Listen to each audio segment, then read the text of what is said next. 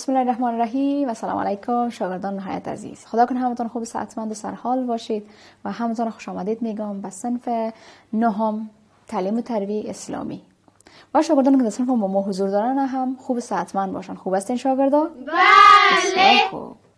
پس ما درس گذشته هم داشتیم، درس جدید هم امروز میخوانیم. چه خوب است که قبل از اینکه درس جدید را آغاز بکنیم یک مرور به درس گذشته هم داشته باشیم که درس گذشته ما چی بوده و کدام موارد را شامل میشده.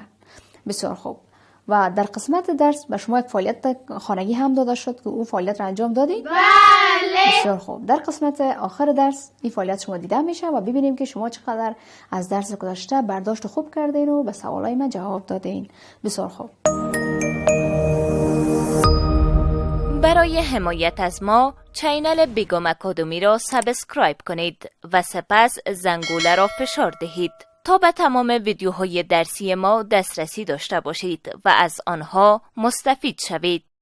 پس درس گذشته ما را یک مرور میکنیم که درس گذشته ما هم قطع رابطه بود. ای که راوی حدیث را شناختیم، متن یا لفظ عربی حدیث را هم خواندیم، معنای کلمات و معنی و ترجمه حدیث شریف را هم خواندیم و آموختیم و در قسمت آخر حکمت و فواید حدیث شریف را هم آموختیم که حکمت و فواید حدیث چی بوده و ما کدام موضوعات را بیان کرده.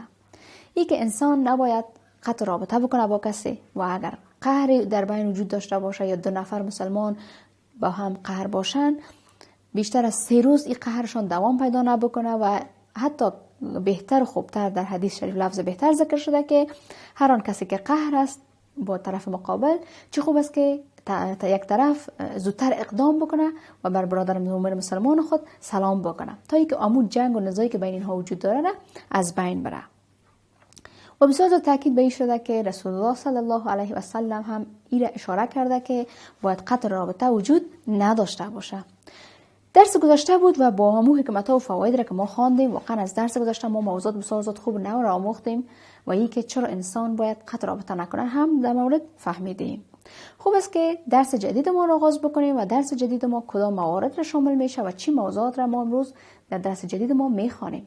بازم دوباره میگم امروز درس ما تعلیم و تربیت اسلامی صنف نهم درس 5 صفحات 12 الی 13 است که توجه همتون میخوایم و همه قسم با یک دقت کامل مثل که در درس قبل بودین درسان را خوب گوش بکنین و قلم کتابچه پیشتان باشه. زمانی که شما با یک مشکلی سر میخورین و یک کلمه براتون ناشنا باشه یادداشت بکنین تا که باشه که دوباره براتون حلش بکنم و موضوعی باقی نمونه که شما در درس جدید مشکل داشته باشی. بسیار خوب. پس خوب است که درس امروز ما چی هست و کدام موارد را شامل میشه. ما یک درس ما قسمی هست که باید بگوییم که این درس ما شامل از این هست که عنوان درس ما درویی هست و درس شامل لفظ عربی حدیث شریف هست، معنای کلمات هست، معنی حدیث شریف هست که معنی حدیث هم میخوانیم، آشنایی با راوی هست و در قسمت آخر درس هم ما فواید و حکمت درس را میخوانیم که این درس برگرفته شده از کدام حکمت ها و کدام فواید بوده و ما بر ما چی فایده و چی سخنهای خوب را دوباره یاد میده. خوب است که درس را با لفظ عربی حدیث شروع بکنیم و درس ما را آغاز بکنیم. درس ما هم هست درویی. پس خوب است که لفظ عربی حدیث شریف هم براتون میخوانم، دقت کامل داشته باشین تا که به لفظ عربی مشکل براتون وجود نداشته باشه.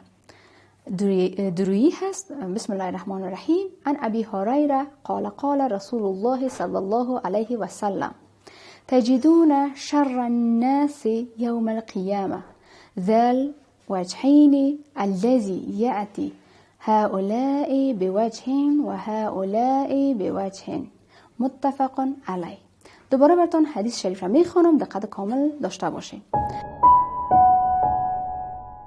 عن ابي هريره قال قال رسول الله صلى الله عليه وسلم تجدون شر الناس يوم القيامة ذا الوجهين الذي يأتي هؤلاء بوجه والذي هؤلاء بوجه متفق علیه. این هم بود لفظ عربی حدیث شریف که براتون خواندم. خدا کنه مشکل باقی نمانده باشه. خوب است که معنای کلمات را هم بفهمیم و چی هست. تجدون میابد، تجدون میابید، ذل وجهین دروی دو چهره، یأتی می آید هؤلاء اینها وجه یک چهره. این هم معنای کلمات حدیث شریف بود که خوب است که با دقت کامل یک بار دیگه براتون میخونم، گوش بدین. تجدون میابید ذوالوجهین درو دو چهره، یعدی میآید هؤلاء اینها وجهین یک چهره. خوب است که معنای کلمات را هم فهمیدین و میریم که موضوع درس ما امروز شامل این مواردی بود که ما براتون گفتیم و اینا را همیشه خواندیم. خوب است که راوی حدیث شریف را هم بدانیم کی هست و شخصیتش کی هست. راوی حدیث صحابی بزرگوار عبدالرحمن بن صخر الدوسی هست. بن صخر الدوسی مشهور به ابو هریره می باشه و در سال 7 هجری به مدینه منوره وارد میشن. بیشتر عمر خود را با پیغمبر صلی الله علیه و سلم سپری میکنن و پیغمبر صلی الله علیه و سلم در حق او به دریافت علم و حفظ علم حدیث دعا میکنن و در سال 75 هجری وفات میکنن. سال وفاتشان سال 75 هجری هست. خوب است که راوی را شناختیم و معنای حدیث شریف هم بدانیم که معنای حدیث شریف چی هست. از ابو هریره رضی الله عنه روایت است که رسول الله صلی الله علیه و سلم فرمودند: شما در روز قیامت بدترین مردم کسی را میابید که در بین مردم درویی میکنند. یعنی نزد بعضها میرن با یک چهره و نزد بعض کسای دیگه میرن با یک چهره دیگه ظاهر میشن و اینها را یک چیز میگوین و با شخص دیگه یک چیز دیگه میگوین تا که باشه رابطه دو طرف را بر هم بزنن و خراب بسازه. این هم بود معنای حدیث شریف که براتون گفتم و خدا کنه فهمیده باشین. خوب است که در رابطه به حکمت حدیث شریف هم بدانیم که این حدیث شریف برگرفته شده از کدام حکمت هست و چی ویژگی را داره و بر ما چی را امر کرده و از کدام کار ما منع کرده. بسیار خوب. این که حکمت این حدیث چی هست در عنوان درس ما خواندیم که درویی هست. ببینیم که در مورد درویی چی گپ‌ها و چی سخن‌هایی هم وجود داره که بفهمیم. درویی خودش نشان دهنده ضعف اخلاق شخص است و سبب میشه که رابطه افراد و گروه‌ها را بر هم بزنه و خراب بسازه و در بینشان یک نوع نفرت، کینه و جنگ و حسادت را به وجود بیاره.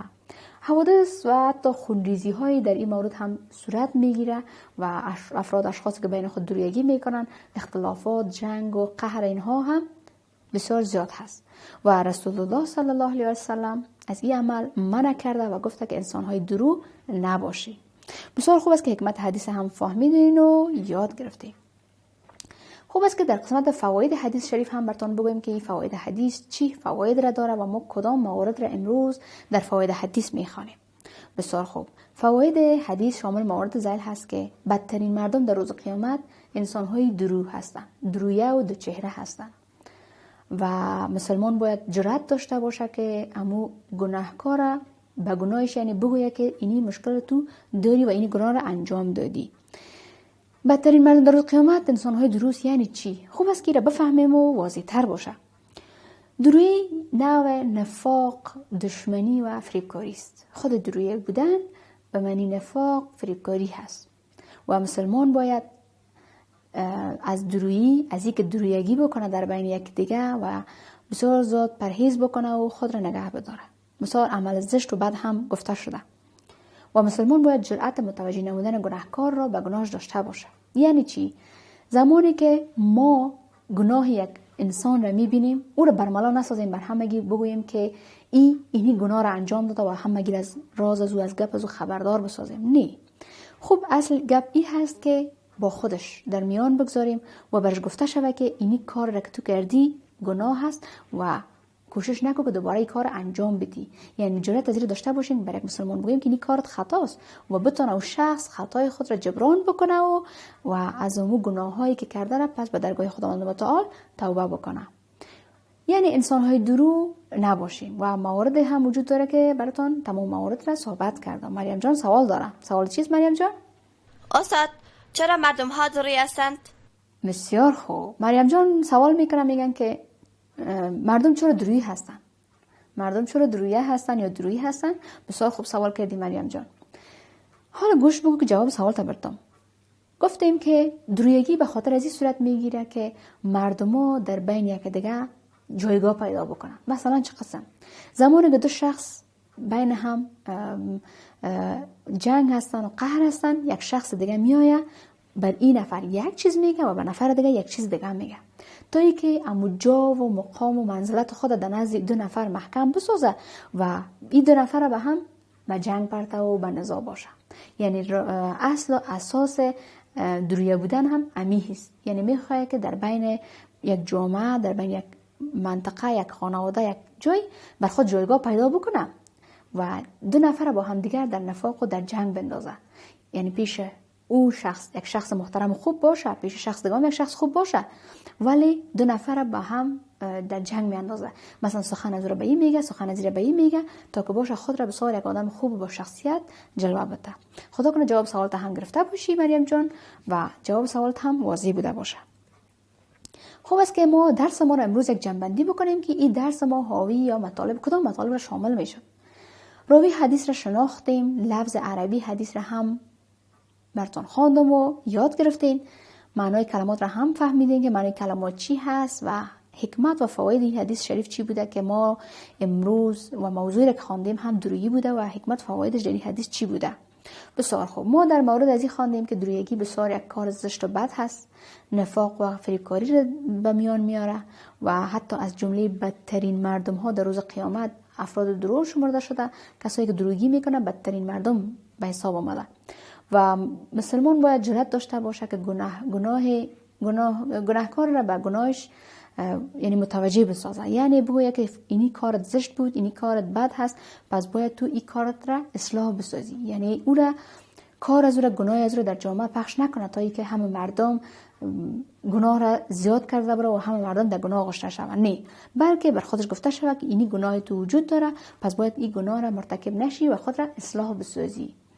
و این مواردی بود که ما در حدیث شریف خواندیم و پیرامون از این که افراد درو جایگاه خوب را در جامعه ندارند، در خانواده ها ندارند، فقط اینها هدفشون این هست که جایگاه و مقام را بر خود ایجاد کنن و جای ایجاد کنن بر خود و مردم برشان بگوید که شما بسیار انسان‌های خوب هستین، حالان که اون شخص یک شخص درو هست که در هر قسمت که میره تخریب و خرابکاری میکنه. بسیار خوبی هم بود درس ما که بر شما درس دادم. خدا کنه همه موارد را فهمیده باشین و یاد گرفته باشین.